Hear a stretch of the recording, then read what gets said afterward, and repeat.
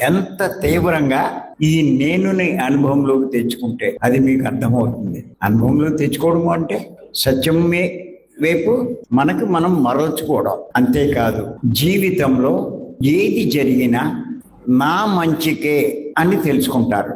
కష్టం వచ్చినా కూడా, నష్టం వచ్చినా కూడా దేనికి బాధపడరు. బాధలు ఉంటాయి కానీ బాధపడరు. ఇంకా ఏం తెలుసుకుంటారంటే నా జీవితంలో జరిగే కష్టాలు, నష్టాలు, అవమానాలు, విమర్శలు నా ఆధ్యాత్మిక ఎదుగుదలకు మార్గాలు, అంటే ఆత్మ ఎదుగుదలకు మార్గాలు అని తెలుసుకుంటారు.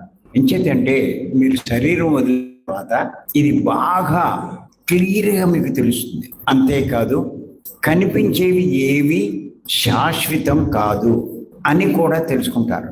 అందుకే మీరు ఎలా ఉంటారంటే వస్తే రాని, ఉంటే ఉండని, పోతే పోని అన్నట్టుగా ఉంటారు.